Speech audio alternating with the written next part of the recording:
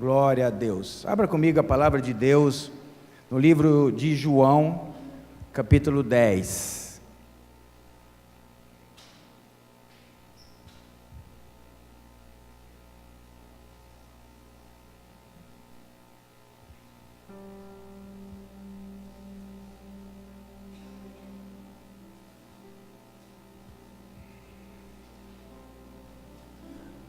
João, capítulo 10, versículo 30.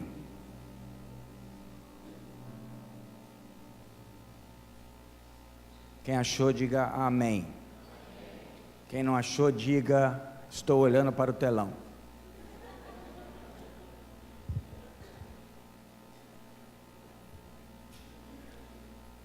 Assim diz a palavra de Deus: eu e o Pai somos um. Repete aí para o seu irmão: Jesus e o Pai são um. Curva a sua cabeça. Pai, em nome de Jesus, eu te louvo e te agradeço nessa noite pela vida dos meus irmãos, pela sua palavra. Não há força em mim, muito menos capacidade para falar algo tão glorioso e extraordinário como a sua palavra, mas eu não falo por mim, nós falamos pelo Espírito de Deus, que o Senhor nos garantiu quando nós estivéssemos diante das sinagogas, das igrejas, das pessoas. Nós não precisávamos nos incomodar ou se inquietar, porque o Senhor, o Espírito Santo, nos traria o que é devido, o que é para ser dito. Então eu creio que verdadeiramente o Senhor está neste lugar. Eu não posso te ver, mas a tua palavra diz que onde 2 ou 3 estiverem reunidos, o Senhor estará no meio deles. Então pela sua palavra, pela tua palavra, eu creio que o Senhor está aqui no nosso meio. E pela tua palavra eu creio que o Senhor Jesus e o Pai são um. É o que eu oro em nome de Jesus, amém? Essa foi no momento em que Jesus havia falado sobre a parábola do bom pastor. Ele soltou essa informação que ele e o Pai eram um. Naquela cultura, isso é uma informação bombástica, né?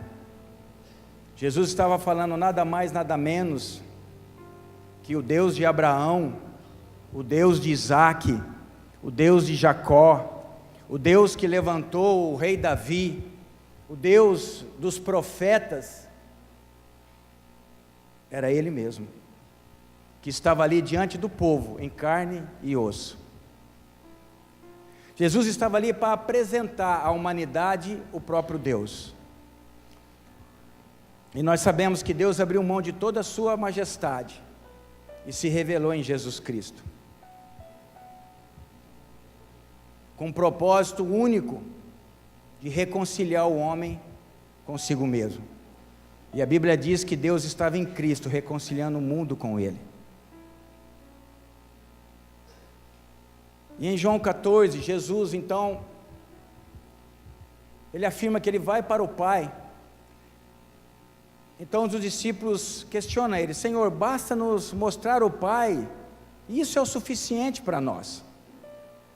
E Jesus então responde para ele: estou contigo há tanto tempo, estou convosco há tanto tempo, e você ainda não entendeu que quem vê a mim, vê o Pai?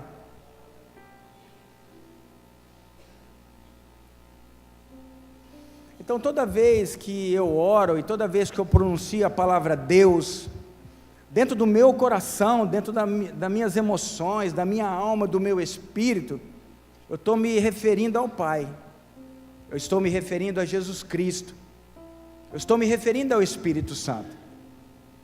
Eu não sei na vida de vocês, mas no começo da minha conversão, como a gente tinha o hábito de orar de forma diferente, então nós aprendemos agora a orar no nome de Jesus, a gente ficava até incomodado. Pô, será que eu estou dando mais valor para Jesus do que para o Pai? Do que para o Espírito Santo? Alguém já passou por isso? A Bíblia diz que aquele que tem o Filho tem o Pai, e aquele que não tem o Filho não tem o Pai. E se eu recebo Jesus, eu recebo o Pai. E se eu recebo o Pai, então Ele envia o Espírito sobre mim. Então sem Jesus eu não tenho o Pai, e sem o Pai eu não tenho o Espírito Santo. E sem o Espírito Santo eu não tenho a revelação de Jesus. Toda a obra de Deus está em Cristo, está em Jesus. E Ele veio através das suas obras, porque um pouquinho acima diz que as obras que eu faço em nome do Pai, essas obras testificam de mim. E as obras eram obras exclusivamente, obras divinas, que seriam capazes de ser feitas somente por Deus. E parece que isso era difícil de entrar no coração daquelas pessoas.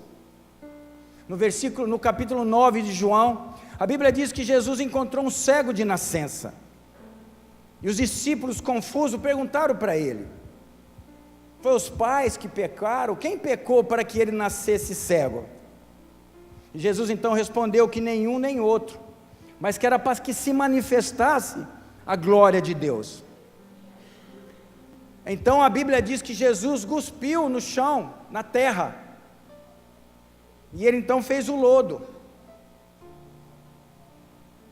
E se nós olharmos no livro de Gênesis capítulo 2, nós vamos ver que antes, Deus tinha dado a ordem à terra que produzisse as suas árvores e desse seu fruto, e cada uma delas desse a sua semente. Deus deu a ordem para que as águas produzissem os peixes, mas na hora de fazer eu e você, na hora de fazer o homem, a Bíblia diz que Deus não deu a ordem a ninguém, Ele com as suas próprias mãos, moldou do barro o homem e soprou nele o fôlego de vida. Deus não fez do pó da terra somente porque ele simplesmente se espalharia, ou seja, Ele moldou com as suas próprias mãos o homem. E Jesus aqui na frente de todas aquelas pessoas, Ele gospe no chão, faz o lodo, e com suas próprias mãos, Ele então molda os olhos daquele cego, e coloca dentro dos olhos dele, e manda que ele vá se lavar no tanque de Siloé, que significa o enviado. E a Bíblia diz que quando ele foi e se lavou, ele voltou a enxergar. E mesmo assim, eles não conseguiram entender que o único que é capaz de do pó fazer o homem estava ali, diante deles, na frente deles, pessoalmente. Depois Jesus dá uma outra demonstração extraordinária da sua divindade, que é uma das passagens para mim mais marcante, uma das mais marcantes, que é quando Ele ressuscita Lázaro. A Bíblia diz que Lázaro estava 4 dias no seu túmulo, e quando Jesus foi avisado que Lázaro estava enfermo, a Bíblia diz que ele demorou mais 2 dias. E nada na Bíblia é por acaso, nada na Bíblia acontece sem que Deus tenha planejado exatamente o que Ele estava fazendo. Nós sabemos que a palavra de Deus nos garante que o Cordeiro estava preparado desde a fundação do mundo. E se os estudiosos dizem que de Adão até Abraão são 2000 anos, e nós vemos no Salmo 90 que um dia para Deus é quantos anos para nós? 1000 anos. Então de Adão até Abraão são 2000 anos ou 2 dias para Deus. De Abraão até Jesus, mais 2000 anos e 2 dias para Deus. O Cordeiro estava preparado desde a fundação do mundo, mas ele foi revelado à humanidade em Abraão. Por isso que Jesus disse: Abraão me viu e se alegrou. Então eu entendo que quando Ele ressuscitou Lázaro, que significa os ajudados por Deus, Jesus ali estava mostrando que pela justiça de Deus, mesmo aquelas pessoas que não teriam a oportunidade da graça de Deus, que só veria quando Ele ressuscitasse, Deus ali não estava revelando somente o poder dEle para ressuscitar todos que viveram e serviram Ele antes da graça de Deus. Ele estava representando a ressurreição de 4000 anos ajudando a humanidade, pela justiça dele, ele não deixaria essas pessoas de fora. E nós temos pela palavra de Deus, que quando Jesus entregou o seu Espírito, a Bíblia diz, que o véu do templo se rasgou, e que os santos que estavam mortos, ressuscitaram, e foram vistos na cidade. E uma das coisas que Jesus chama atenção a respeito de Lázaro, é que em João capítulo 12, a Bíblia diz que os principais, os sacerdotes, estavam muito incomodados, porque as pessoas começaram a crer em Jesus Cristo. Então eles planejaram matar Lázaro, porque por causa da ressurreição de Lázaro, as pessoas estavam deixando de segui-los e passaram a seguir Jesus. Então eu vejo, queridos, que muitas coisas que nós estamos vendo nos dias de hoje, é que muitos estão deixando a circunstância, estão deixando até o inimigo matar a vida que Deus deu para cada um de nós. Porque a Bíblia diz que quando nós batizamos em Jesus Cristo, nós morremos no batismo com Ele, mas nós ressuscitamos com Ele para uma nova vida. E muitas pessoas têm deixado que essa vida seja tirada delas, por causa da circunstância, por causa das dificuldades, ou porque as coisas não estão saindo muito bem da maneira que eles planejaram. Por isso eu insisto numa passagem que o apóstolo Alfredo iniciou às quintas, sobre a pregação de honra. Olhai por vós mesmos, para que não percamos o que temos ganhado, antes recebamos o inteiro galardão.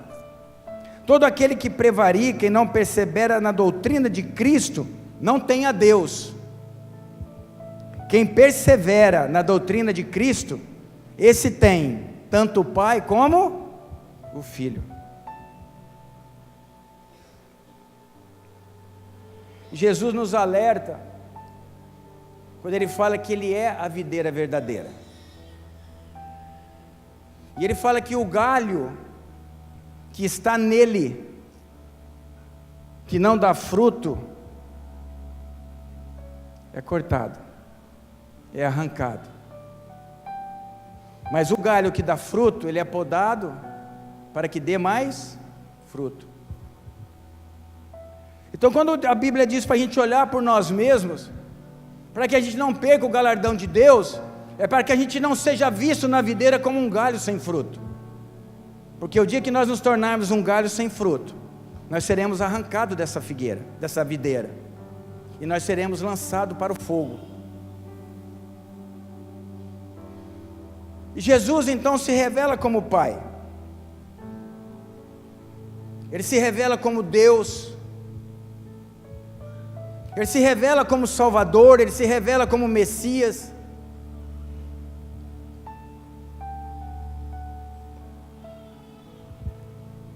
Mas o amor dele, mesmo sendo tudo isso, ele é uma pessoa que confundia os seus discípulos. Ele confundia aquelas pessoas que acompanhavam ele. Que logo depois então ele chama os seus discípulos para se ajoelhar e lavar os pés de cada um. Só lavava os pés das pessoas, queridos, escravos, aquelas pessoas que tinham a menor função dentro de uma casa. Então ele pega aquele que ele chamou, e ele se dobra e lava os pés dos seus discípulos, mostrando a eles qual é o tipo de conduta que nós temos que ter. Porque Jesus, sendo Deus, sendo Pai, sendo Redentor, sendo Salvador, sendo Senhor, Ele não precisava das pessoas, Ele era por si só. Mas tinha algo que Ele desejava muito ser, Abra comigo em João, um pouquinho para frente, no capítulo 15.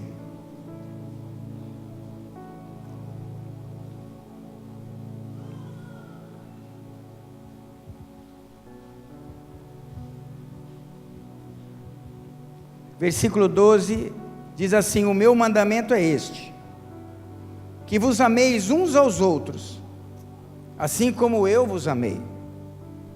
Ninguém tem amor maior do que este, de dar a alguém a sua vida pelos seus amigos. Vós sereis meus amigos, se fizerdes o que eu vos mando. Já não vos chamarei servos, porque o servo não sabe o que faz o seu senhor, mas tenho-vos chamado amigos, porque tudo quanto ouvi de meu Pai, vos tenho feito conhecer.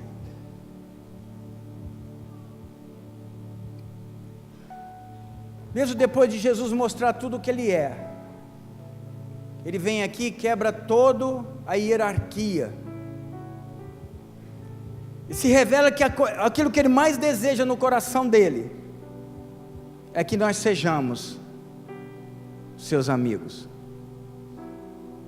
Porque uma vez eu ministrei que não basta você ser pai ou ser mãe, você como pai, tem que ser o melhor amigo do seu filho, você como mãe, tem que ser a melhor amiga da sua filha, porque é com os amigos que nós contamos as nossas confidências, é com os amigos que nós falamos os nossos segredos, é pelos amigos que a gente até entra numa briga, é pelos amigos que até nós apanhamos por eles.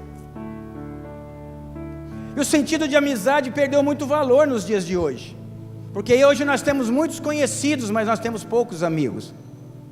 E ser amigo de Jesus não depende exclusivamente dele, depende de mim e de você.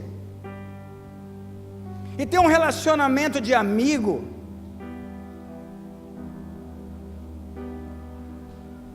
é aquele relacionamento que às vezes a gente se reúne até para não fazer nada, só para ficar junto, só para sair, para conversar, para falar no que for o assunto que te agrada. Tem uns que gostam de falar de futebol, tem uns que gostam de falar da vida dos outros. E os amigos se reúnem e falam um monte da vida dos outros. E não fala pouco não, e fala bastante.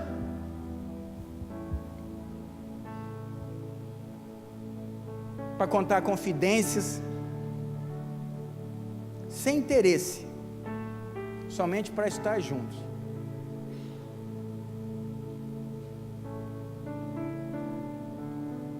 Esse é o desejo de Deus para mim e para você. Deus abriu mão de todo o seu poder, a sua glória, a sua majestade, se fez e se revelou em Cristo para morrer por mim e por você, para que nós fôssemos reconciliados com Ele, mas que nós fôssemos amigos, para que eu possa entrar num lugar de oração e não pedir nada, que só estar com Ele, só de estar junto, na companhia dEle, na presença dEle, junto dEle. Nós temos feito muitas orações mecânicas nos dias de hoje.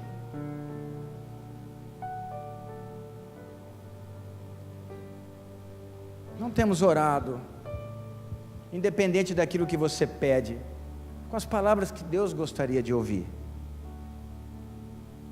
Que nós temos que, às vezes eu vi uma vez uma pessoa falar assim: nossa, você vai num lugar, né? E as pessoas chama Deus de você, Jesus de você. Você chama seu amigo de Senhor? Ou você chama seu amigo de você?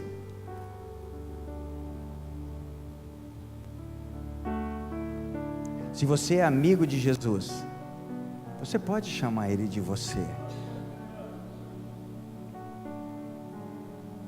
Você pode chamar Ele de você.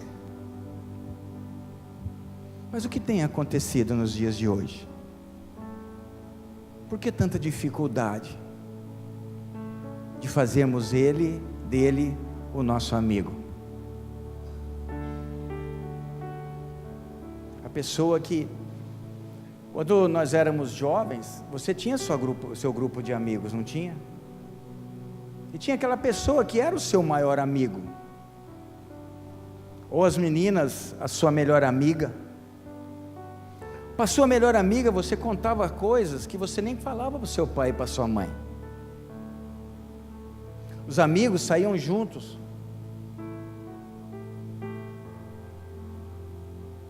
Fazer de Jesus um amigo que a gente possa conversar com Ele a todo instante da nossa vida, e não exclusivamente quando nós formos num quarto. Mas falarmos com Ele normalmente, como uma pessoa verdadeira que faz parte da nossa vida. Porque dentro do nosso coração, dentro da nossa alma, por mais que você seja bem casado, que a sua esposa seja um bênção na sua vida, e você seja bênção na vida dela, e que seus filhos sejam bênção na sua vida. Parece que tem um momento que nós precisamos de algo mais. Onde uma esposa não pode suprir ao esposo, e nem o esposo a esposa, e muito menos os filhos, aonde somente Deus consegue entrar. Porque quando você fala para alguém o que você sente, ela não consegue medir o que está se passando dentro de você. Mas quando você fala para ele o que você sente, ele sabe na plenitude o que está acontecendo com você. E este é o amigo que nós precisamos. Este é a glória de Deus que nós temos. Um Deus que é filho, que é pai, que é irmão, mas que é amigo.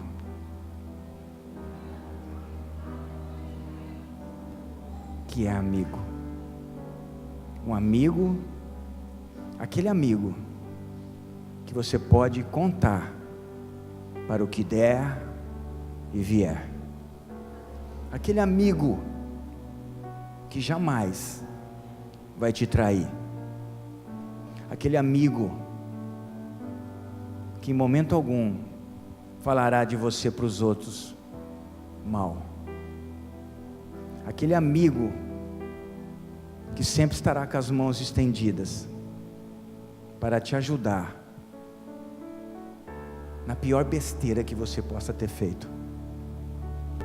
Ele não vai te julgar, Ele vai te ajudar a sair deste lugar. Nós precisamos viver com Jesus um novo relacionamento, uma nova vida, uma amizade genuína e verdadeira. Mas o que temos feito com essa amizade que Ele quer nos dar? Abra comigo Jeremias capítulo 2.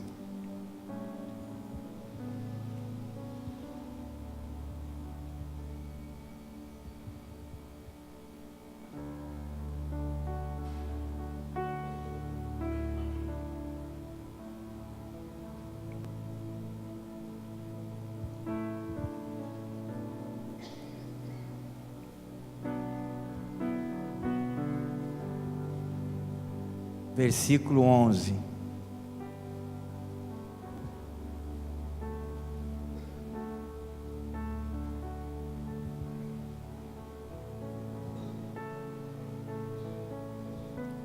Houve alguma nação que trocasse os seus deuses, posto não serem deuses?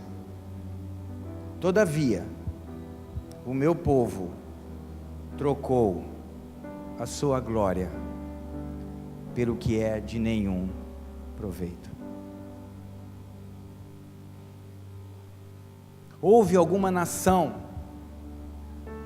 que trocou os seus deuses, não sendo deuses, e Deus afirma que o povo dele está trocando a glória dele por aquilo que não tem nenhum proveito.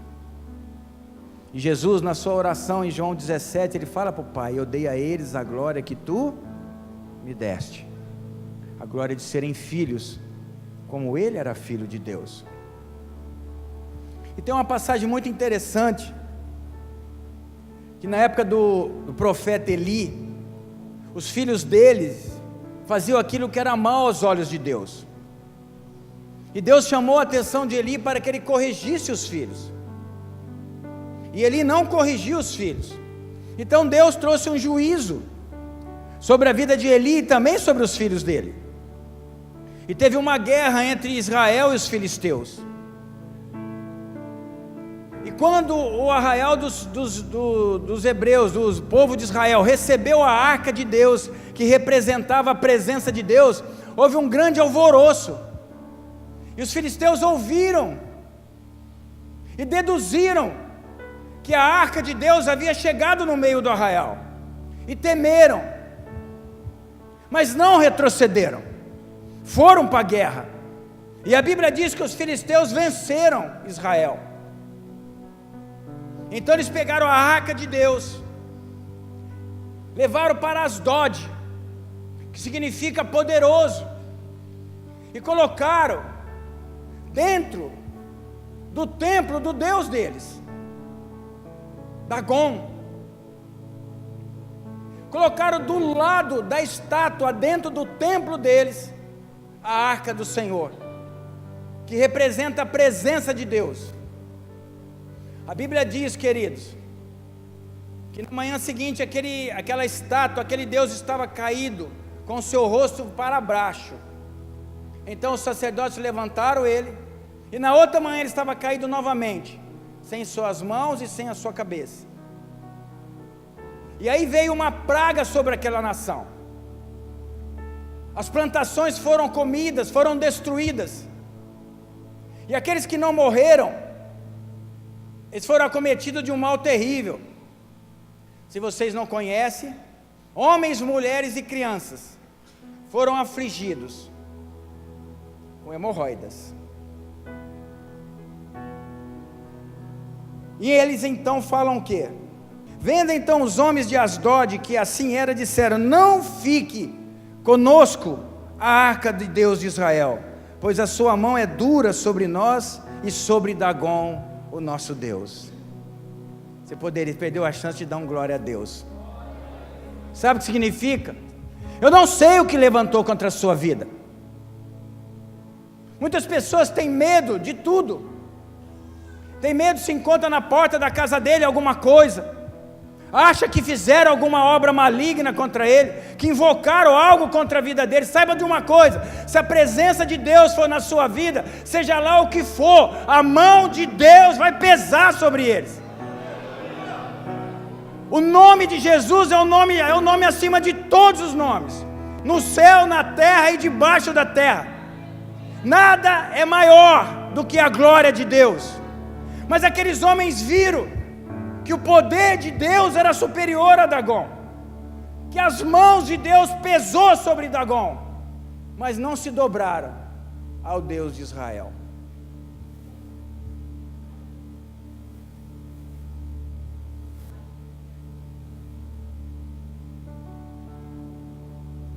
E tem muitas pessoas dentro da igreja que não quer se dobrar ao Deus de Israel. Jesus disse: se o grão de trigo não cair na terra e não morrer, ele fica só, mas se ele morrer, ele dá muitos frutos. Está na hora de nós morrermos para a nossa hipocrisia, para a nossa falsidade,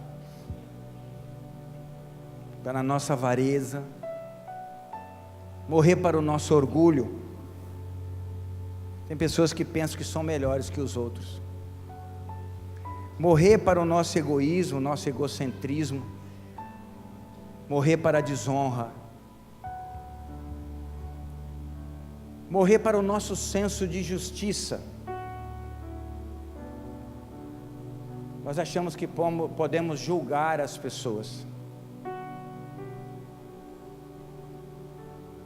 Quem garante que o nosso senso de justiça é real diante dos olhos de Deus? O nosso senso de razão, achamos que temos razão em tudo. Queremos dar opinião em muitas coisas, mas fazemos muito pouco.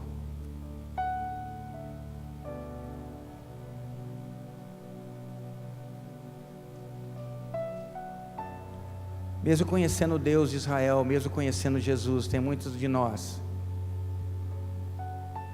que ainda nos dobramos a essas coisas. Nos dobramos ao dinheiro, à avareza, às bebedices, às glutonaria. Nos dobrando a isso, nós estamos dizendo que nós não queremos a presença do Rei da Glória, aquele que quer ser nosso amigo, aquele que quer fazer parte da nossa vida, do nosso dia a dia. Nós temos que morrer para a incredulidade, e a Bíblia diz que a fé vem de ouvir e ouvir a palavra de Deus. O que nossos ouvidos têm ouvido? Qual é o tempo que nós temos dado à palavra de Deus na nossa vida?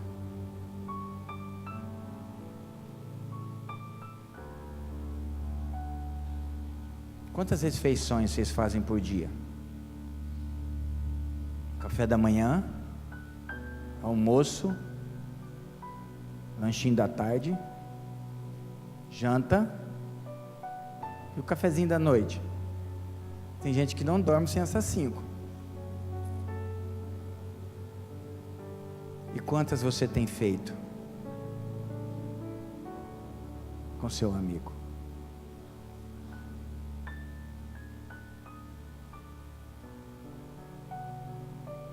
O quanto ele faz parte realmente da nossa vida, por tudo que ele fez, por tudo que ele é, por tudo que ele representa. Mas ele não nos impõe isso. A única coisa que ele realmente diz: eu quero ser seu amigo. Você imaginou se Jesus chegasse para o Pai e falasse que não queria morrer mais? Imagina se na hora H Jesus desistisse de mim e de você. Ele disse: se o grão de trigo não morrer, ele ficaria só. Então o Pai fala: tudo bem, gente. Só que nós vamos ficar só nós.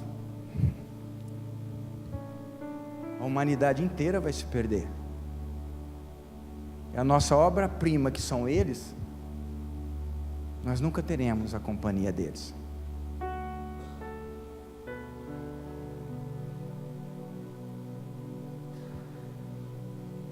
E Jesus não desistiu de você. E Jesus não desistiu de mim. Porque ele tinha tudo para desistir. Não creram nele, negaram ele, rejeitaram ele e mataram ele. Não tinham poder para matar, mas ele se entregou. Tudo isso para ser nosso amigo, porque ele diz que eu dou a vida pelos meus amigos. Amor maior que esse não tem.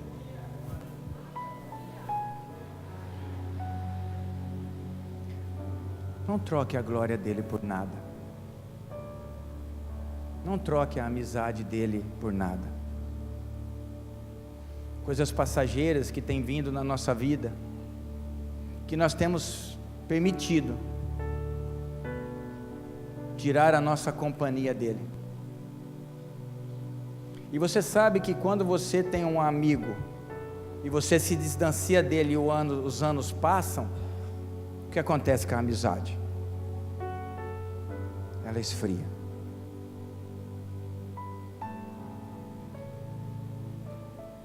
A palavra dessa noite é porque Deus está te convidando. Jesus está te convidando. Jesus está nos convidando. Vós sois meus amigos.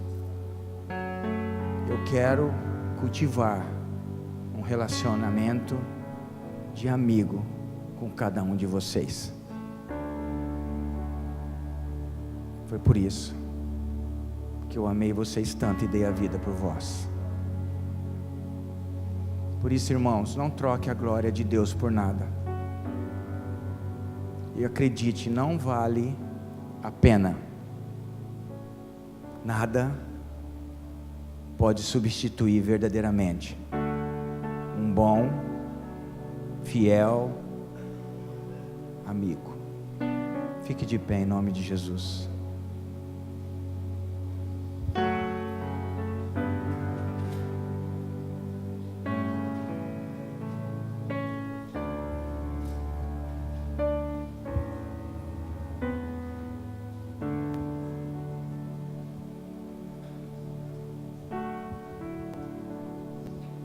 Feche seus olhos, curva sua cabeça.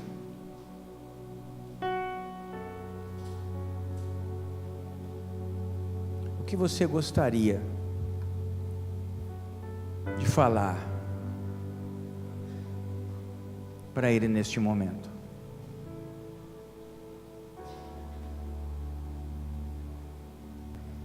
Pai, em nome de Jesus,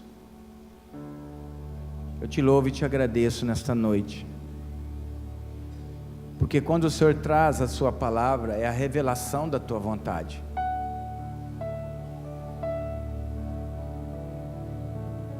Toda palavra que procede da sua boca, ela não voltará para ti vazia, sem a descumprir o propósito pela qual tu a enviaste.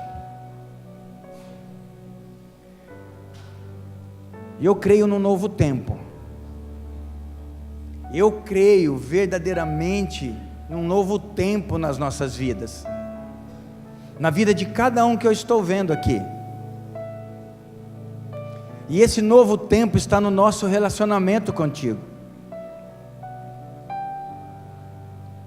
Que nós possamos aprender, quando orarmos, que a palavra diz orar, nada mais é do que nós conversarmos contigo. Seja uma oração sincera e verdadeira, de amigo para amigo. Que cada um dos meus irmãos possa entrar neste tempo, porque o verdadeiro amigo é aquele que nunca deixa na mão, e eles não ficarão na mão.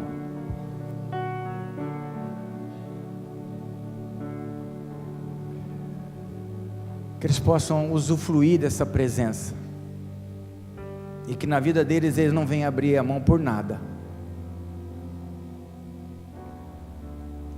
Não venham abrir mão da sua glória na vida deles, mas que eles possam cultivar ela cada dia mais. Eu oro e os abençoo como seus amigos, em nome de Jesus.